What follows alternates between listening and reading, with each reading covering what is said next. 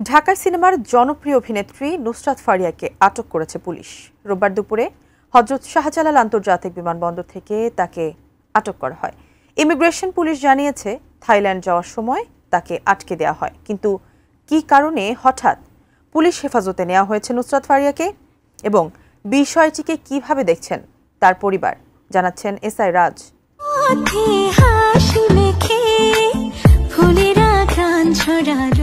Thailand যাওয়ার সময় বিমানবন্দর থেকে আটক হয়েছেন ঢাকাই সিনেমার আলোচিত নায়িকা নুসরাত ফারিয়া, যিনি মুজিব একটি জাতির রূপকার সিনেমায় শেখ হাসিনার ভূমিকায় অভিনয় করেছেন।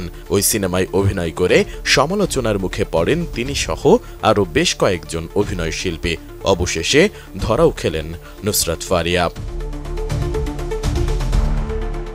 রোববার হযরত শাহজালাল আন্তর্জাতিক বিমানবন্দর থেকে নুসরাত ফারিয়াকে আটক করেছে ইমিগ্রেশন পুলিশ। ইমিগ্রেশন পুলিশের একটি সূত্র জানিয়েছে, বাংলাদেশ বিমানের একটি ফ্লাইটে থাইল্যান্ডে যাওয়ার কথা ছিল ফারিয়ার। এ সময় বিমানবন্দরের ইমিগ্রেশন চেকপোস্ট থেকে তাকে আটক করা হয়। ইমিগ্রেশন সূত্র জানিয়েছে, নুসরাত ফারিয়ার বিরুদ্ধে রাজধানীর ভাটারা থানায় দায়ের করা একটি মামলায় গ্রেপ্তারি পরোয়ানা ছিল। জুলাই গণঅভ্যুত্থানের সময় ওই মামলায় তাকে হত্যা চেষ্টার অভিযোগে আসামি করা হয়। মামলায় তাকে বৈষম্যবিরোধী আন্দোলনের বিপক্ষে অবস্থান নিয়ে আওয়ামী লীগের অর্থের যোগানদাতা হিসেবেও উল্লেখ করা হয়। বিমানবন্দর থেকে আটকের পর নুসরাতকে ভাটারা থানা পুলিশের কাছে হস্তান্তর করা হয়। পরে সেখান থেকে বিকেল 4টার দিকে তাকে ডিবি কার্যালয়ে নিয়ে আসা হয়। সেখানে তাকে কয়েক দফায় জিজ্ঞাসাবাদ করা হয়। বিষয়টি নিশ্চিত করেন ডিএমপির অতিরিক্ত police commissioner SN Mohammad Nazrul Islam. টানা সপ্তমবারের মতো বেস্ট টিস্যু পেপার ব্র্যান্ড হিসেবে স্বীকৃতি পেয়েছে বসুন্ধরা টিস্যু। এদিকে অভ্যুত্থানের এতদিন পরে এসে হঠাৎ কী কারণে নুসরাতকে গ্রেপ্তার করল পুলিশ, এমন প্রশ্ন তার পরিবারের। নুসরাতের মা ফেরদৌসী পারভিন এটিএন নিউজকে বলেন, শুধুমাত্র একটি সিনেমাতে অভিনয় করার জন্য এমন বৈষম্য?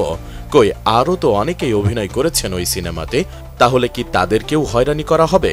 একজন শিল্পী তার পেশাগত দায়িত্ব পালন করতে জুলাই থেকে আগস্ট পর্যন্ত কানাডাতে ছিল এবং সেখানে থেকেও ছাত্র জনতার আন্দোলনের সাথে একাগ্রতা প্রকাশ করেছে, কিন্তু তাকে এখন মিথ্যা মামলায় ফাঁসিয়ে হয়রানি করা হচ্ছে। 2015 সালে চলচ্চিত্রে অভিনয় শুরু করেন নুসরাত ফারিয়া। এরপর থেকে তিনি বাংলাদেশ ও ভারতের কয়েকটি সিনেমায় কাজ করেছেন। এছাড়া মডেলিং ও উপস্থাপনাতেও সক্রিয় ছিলেন তিনি। অভিনয়ের পাশাপাশি বিভিন্ন সময় ব্যক্তি জীবন কেন্দ্র করেও নুসরাত ফারিয়া আলোচনায় থাকেন। সবশেষ ঈদ উল ফিতরে মুক্তিপ্রাপ্ত জিন 3 সিনেমায় তাকে দেখা গেছে।